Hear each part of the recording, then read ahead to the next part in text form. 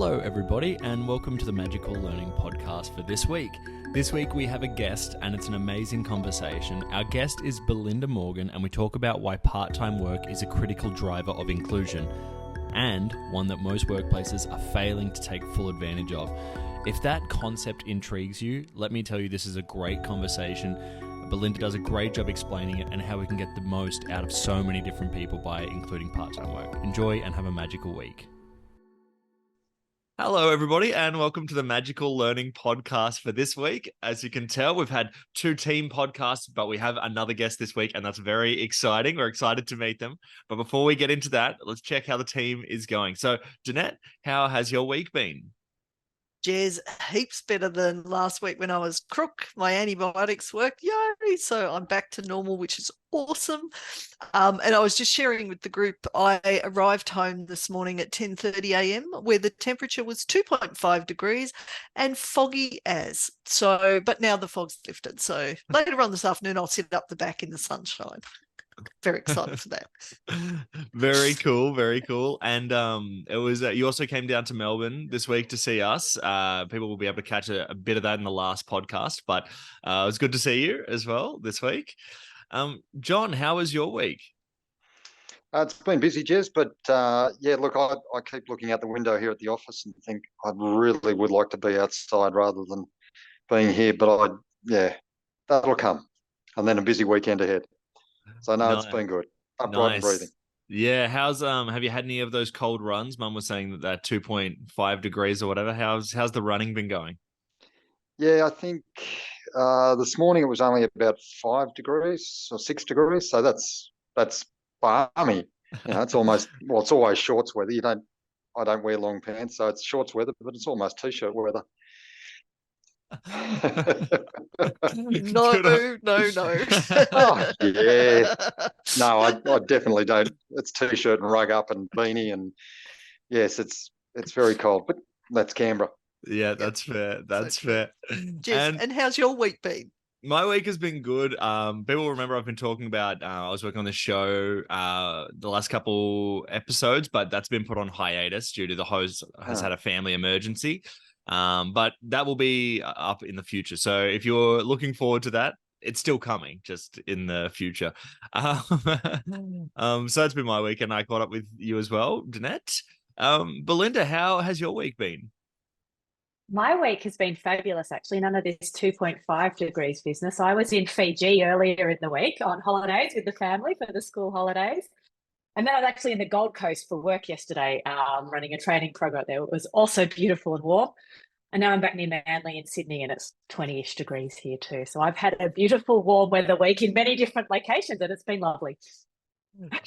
Just rubbing it in, Belinda. That's it. Usual week, but it was great. Well, that's we're very excited to have you on. You're obviously in fully solar powered energy, which we love to see. Now, Belinda, for people that may be meeting you for the first time, tell us a little bit about yourself, other than that you obviously enjoy great weather. I do enjoy great weather and the beach, and live near the beach with my family, husband and two little kids, 6 and 8 years old. And but I grew up, I'm not going to go on too much about my background, but grew up out in Forbes, out in central west New South Wales, so country person like you, Jeanette. And what I spend my time doing, or my work time doing these days, is I'm a leadership and flexible work specialist. So I help organisations really get flexible work right for the benefit of everyone. But I've got a particular interest in part-time work, which is why I chose the topic today, partly from my own personal experience working part-time and trying to do so in kind of mid to senior level roles. And partly because, as per the topic, I'm really passionate about the fact that it's a really important tool for helping organisations be more inclusive. And so that's a little bit about me. Amazing. And like this topic, when you sent it through, I love when it's a sort of unique idea that I haven't really heard of before and sort of brought about in a new way. So I was so excited to talk about this topic. So the topic that you sent through, which was amazing, was why part-time work is a critical driver of inclusion, and then in brackets, and one that most workplaces are failing to take full advantage of. Great great topic, and I'm so excited to dive in. Before we dive into it, into our questions, can you tell us a little bit about why you chose this, and maybe a little bit about, yeah, I guess that's probably the best way to start. Absolutely. So, as I said, I guess it was started when I first had my son, my first child, about 8 years ago now, and I wanted to go back to work after parental leave part-time, and I was managing a bunch of people then in a consulting firm. And the consulting firm, I was really lucky in that they were very open to the idea. My boss was like, how many days do you want to work yet? Let's do that. That's all fine. But even in an environment that did their best to really help make it work and were open to it, it was just really hard to do well for so many reasons, partly around role scoping. It's a really common experience that people move from a full-time role, try to turn it part-time, and you're just doing the same role on less pay, which is not much fun. And a whole bunch of other reasons. And so I just got interested in the idea that, and I've done a lot of work design and role design through my career, and just thought there's got to be a way that we can all be doing this better. So it was partly that personal interest that got me into it. And then as I started researching and thinking about it more though, which is why I've kind of gone down this inclusion kind of angle as well, I just realized, of course, there's a lot of working parents who would like to work part-time or who really need to work part-time, but there's also a whole bunch of other people in society who either can't work part-time, or they can, but it just really makes their life difficult. So people who have disabilities that preclude them from working full-time hours, people who would like to take a phased approach to retirement and who workplaces would really benefit from including and retaining, but who often might just retire early if there's no choice to work part-time, carers of other people, not just children. Even, it's a lot of talk in workplaces these days about menopause and how we help women in the workplace who are going through menopause and experiencing severe symptoms, and part-time work can be beneficial in that context too. So yeah, just got really passionate about the idea. Once I started realizing it's more than just about me and my preferences of what I want to do right now, this is actually a big issue. Yeah, it's an amazing conversation, great journey, and we are so happy to be talking to you about this, because it's something that we definitely like at Magical Learning, is flexible work environments and giving people kind of space to do that. So it's definitely something we're passionate about. So thank you so much for bringing this conversation. I might start with Danette's question. So Danette, what was your question and why did you pick it? Love the topic too, and great to see you on, Belinda. So my question was, what are some of the ways organisations can improve inclusion using part-time work? And as Jess said, we are super passionate about being really flexible. So the only people who work full-time in the business are Graham and myself, and everyone else has other interests that they balance through being flexible and being part-time. So really interested in organisations becoming aware of how this actually really can help create a much more inclusive workplace. So over to you. Yeah, thanks, Jeanette. Great question. That's so great to hear that you've got a lot of people working part-time in your own business, because, just for your own personal perspective, you might not be able to hire or retain those people if you were to insist they work full-time. So, really, it's as simple as that in a nutshell. How organisations can improve inclusion using part-time, in that there's just a huge amount of talent out there. And, I named a few reasons, but it can just be because you like to go surfing on your Fridays, or you like to do some charity work, or even semi-professional athletes. A lot of them need to work part-time to get some extra income. And so I think it's just really about realizing, actually, if we stay so rigid that everyone has to work in this exact way, in these exact hours, and this many of them, we're not gaining access to all the talent that's out there. And if we can just change our mindset a bit and think about how we might be able to make different forms of flexibility, including part-time work, we're going to have access to a whole lot of diverse people. And also, because they're doing different things or have different life experiences, then they bring different things to the organisation as well. Nice, great answer, and totally love this topic.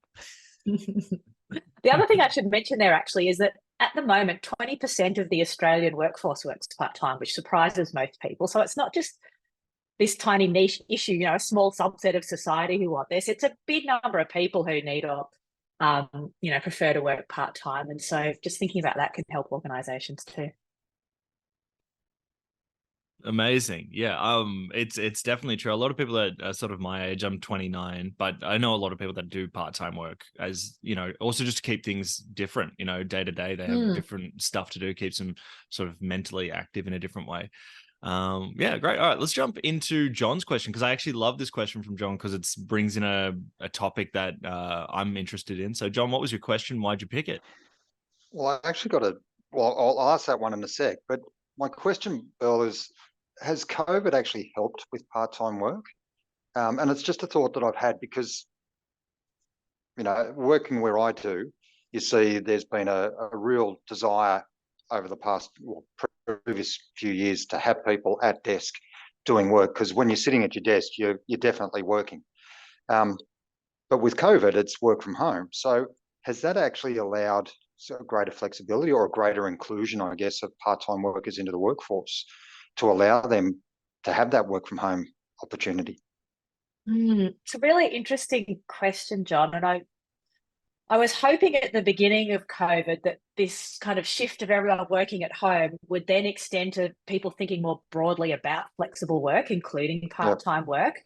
What I've seen, and this is just personal observation, talking to organisations and seeing what's in the news and things, so I don't have any statistics on it, but I don't think mindsets have changed that much around part-time work, even though they've massively shifted around location of work.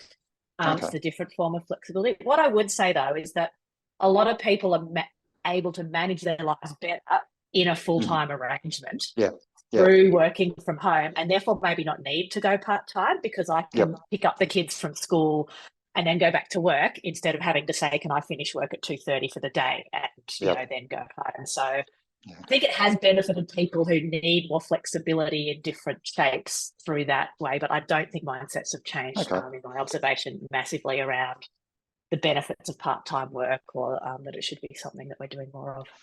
All right. Okay. Well, thank you. That wasn't the question. I really it's a great question now. So there are countries at the moment, and Australia has the opportunity in one or two employers as well to go 4 days a week. So you get the same money, work 4 days a week, and apparently the output is just as high as you do 5 days a week. Is that going to have an impact on part-time workers? So rather than having 5 days, it's now down to 4.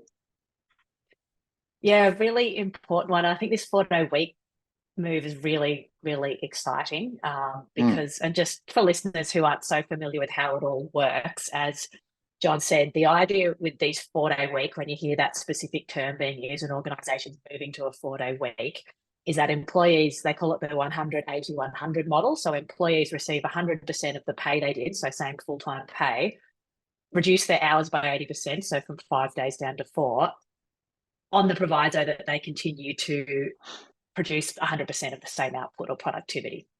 And so they're really specific about measuring that at the beginning and then at the end of the trial. And most of the trials have been hugely successful in that employees and organisations have been able to make that work. And so that, of course, hugely benefits people who want to work part-time if they can get a job in an organisation doing this, because not only can they work less hours, they can still retain the same level of income. But I also think it's really positive in that the more we see organisations do this and successfully do it, hopefully it removes some of the stigma around part-time work, because there's still a lot of stigma around people who work part-time. They're probably just part committed to their roles, or, part-time work doesn't really work. It's too hard. We've tried it and there's just no point trying it again because it's just a pain. And so I think it's helping, and I believe it will help to reduce some of this stigma around the idea of working less hours in the week, as well as providing opportunities for people who can get jobs in those organisations. Wow. Okay. No, cool. It amazes me those stigmas are still there. And I know you can't get rid of it. Yeah, it's just this idea that, I don't know, I see it and, just talk to people about this a lot, of course, and just so many people in organisations and society broadly just have this idea that, part-time equals part commitment, or, you can really only work part-time in a role that's quite junior or maybe not up to scratch in terms of your skill level, because you can't do senior roles part-time, whereas in fact any role can be done part-time. And I've actually written a book proving that. So okay. No, beauty. Thank you. Yeah, I agree with John. It's so fascinating with the stigma and stuff about this type of thing where, yeah, that's why this is such a good conversation. So thanks for having it with us, Belinda. I might jump into Graham's question now, which is how do we convince business owners and executives that boosting inclusivity through part-time work will benefit the business?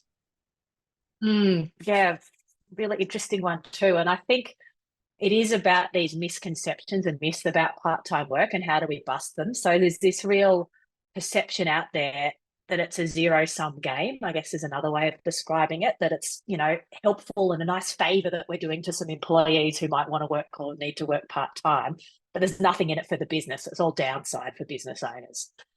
Whereas in actual fact, there's lots and lots of upside. And we've talked about the inclusion piece, of course, broadly.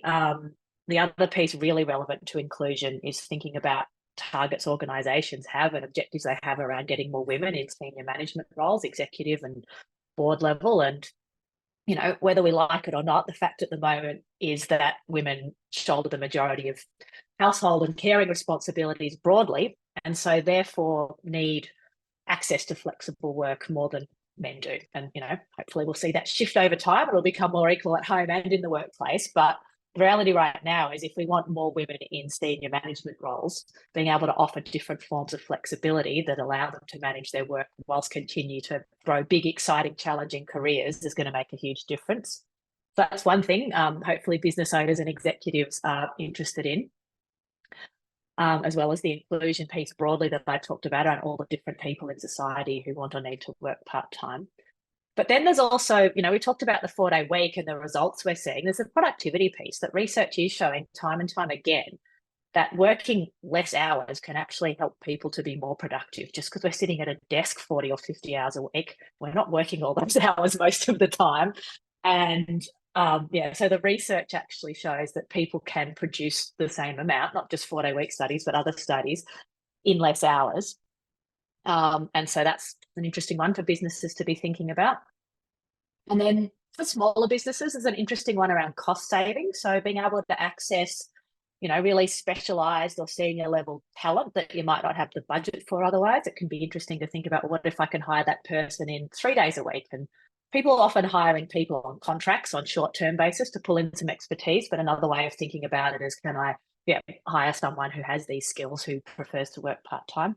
So all sorts of reasons that I think organisations can and should be interested in it. And I think it's just about education, really, because once people start to understand that and shift the mindset that it's not a zero-sum game, they become more interested in, okay, so I get this, but how? So, what's next, I guess, is the how do we actually do that? Because we might have tried before and we haven't found it's worked very well, like I described my own personal experience right at the beginning of the chat.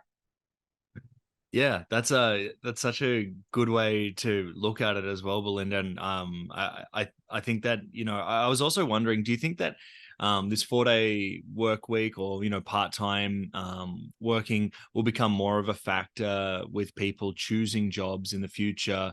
Because I'm just thinking of the Great Resignation and that sort of the talk around quiet quitting, and say I have an employer where I can get essentially the same pay, but I can work 4 days or I can work 5 days. Then for me, that choice seems pretty simple. So yeah, I don't know. Would you be able to maybe talk about that a little bit? Absolutely. I think, of course, if anyone can get the same pay for working 4 days as they can for 5, they jump at that chance. But it's a massive talent attraction benefit if you're interested in implementing a 4-day week. But even just more traditional forms of flexibility, like normal part-time work where your pay is reduced in line with the reduction in hours, or job sharing is another type of part-time work, having 2 people share a job. I think the people are, and this is back to this idea of what's COVID done, people have become more aware and more interested in the idea that there are different ways to work. And so all the talented people out there looking for roles have this in mind and are going to be, more and more in future looking to negotiate different forms of flexibility. And so the more organisations can be open to that, the more they're going to be able to attract and retain that best talent, but also compete. So if you're an organisation who's saying that 4-day work week sounds interesting, but it's not for us yet anyway, you're going to be competing more over time with organisations who are doing that. So therefore, you're going to need to be able to say, well, no, we don't offer a 4-day week, but we do offer X, Y, Z in terms of flexibility. If you want to work less hours, here's some other ways you can do that. Yeah, amazing. Thanks for that. Now I wanted to jump into a question that I was thinking of, because when I saw this topic, I was really interested in it. I thought there'd be probably some interesting factors or facts that you might have found out. So my question was, what were some surprising insights you discovered while looking into this subject? Yeah, I think when I had a look at that question and was thinking about it, I think one that is no longer surprising to me, but was at first and has surprised lots of people as I talk to them about it, is this idea I mentioned briefly earlier that any role can be done part-time, and actually being in a senior level role can be an advantage rather than a disadvantage when it comes to trying to implement a part-time role. And that's simply because if you think about it, the foundation of success in a part-time role, the way I like to describe it, is the ability to decrease your hours while increasing your impact, or maintaining at least, but ideally even increasing your impact over time. And who's in a better position to do that than a senior leader? You've got people reporting to you, and it's your job to get your work done through other people. The more senior you are, you can empower them. You can kind of leverage this fact that you're a leader to give your people in your team more responsibilities, more empowerment, enable them to make decisions, and equip them to do that when you're not there. So that if you're not there on a Wednesday or a Friday or whatever the case is, things just keep running smoothly, which actually makes it easier than if you're an individual who doesn't have a team around you to do that.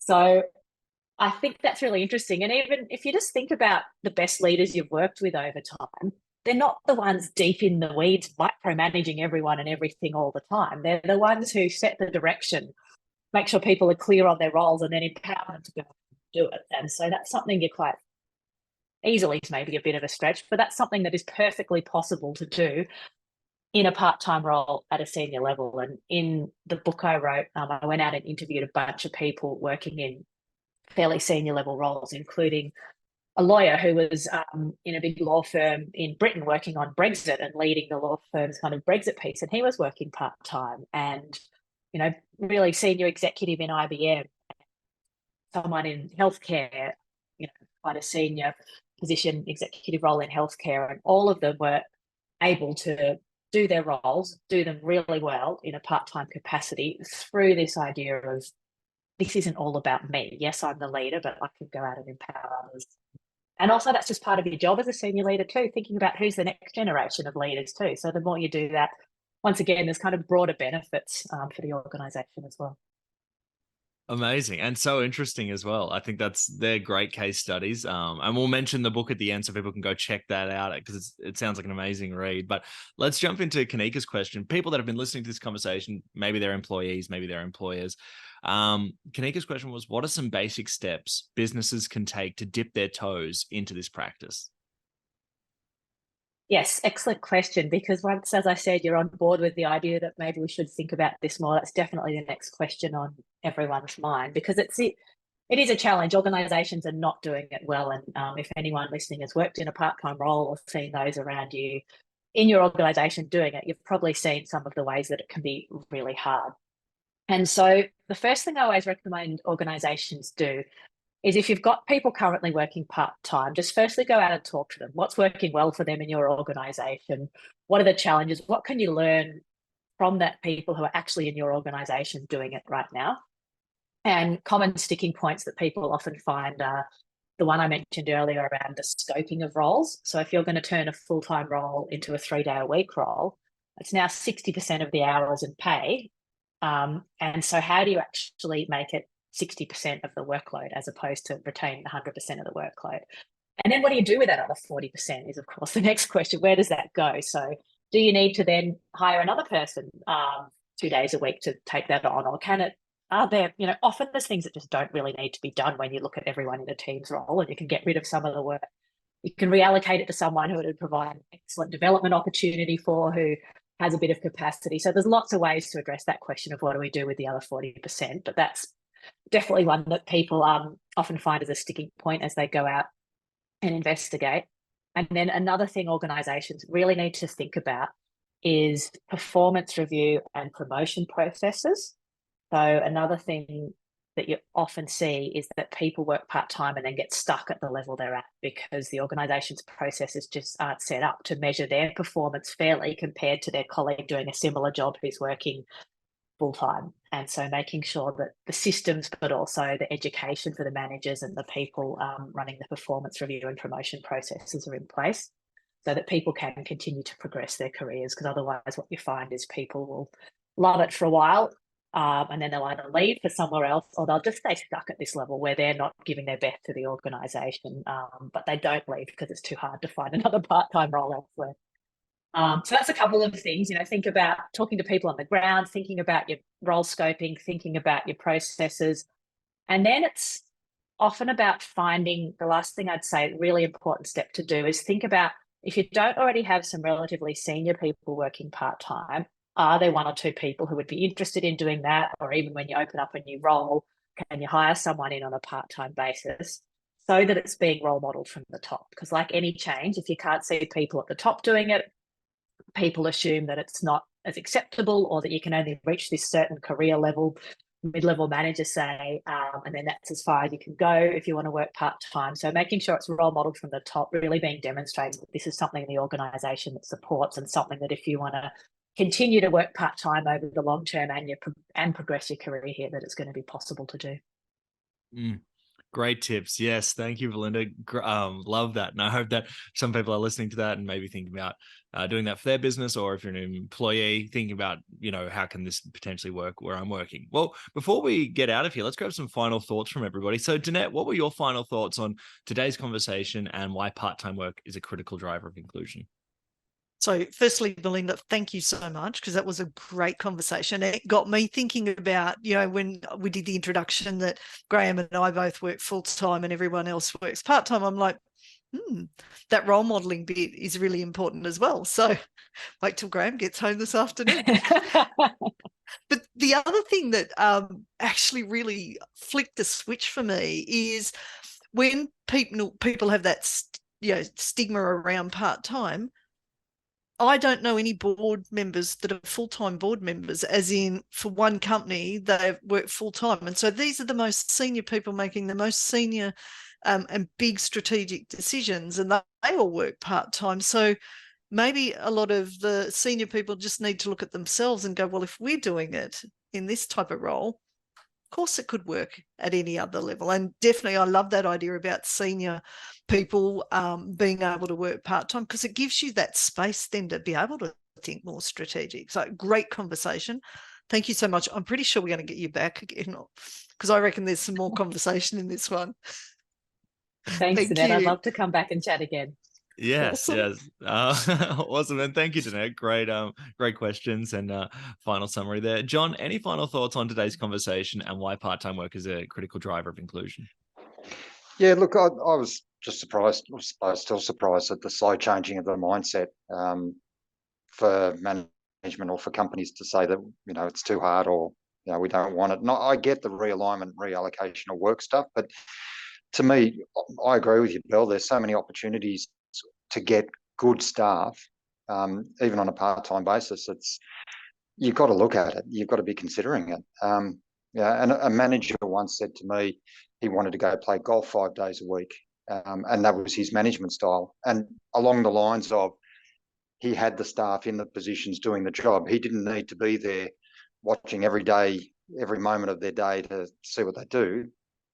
He had faith that the practices and the policies were in place to make things happen. So, yeah, I'd like that idea that it comes from the top down too.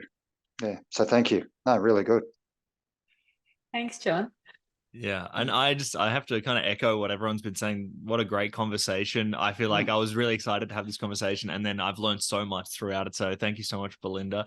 Before we wrap up though, Belinda, any final thoughts you have on the topic about why part-time work is a critical driver of inclusion? I think my final thought or even statement is that, I described some of the steps to get started there, and I'm not trying to say it's simple. It's not simple to get started, but it is really possible. And there's lots of organisations out there proving it right now. So I just really encourage people to just think a bit harder about what's possible, do some experimentation with it and give it a go if you think it's something that's going to Mm. benefit your organisation. So. Yeah, perfect. Now, Belinda, if someone's listened to this and they've gone, wow, I love this conversation, I want to get in contact with Belinda, I want to read more about this, where is the best place to direct them?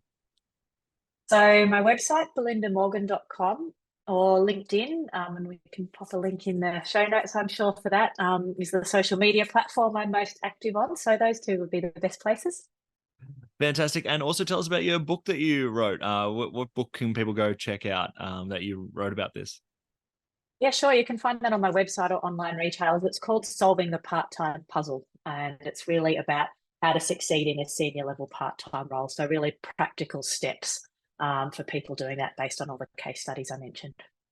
Fantastic. Well, like you said, all of those links are going to be in the show description, so go check all those out.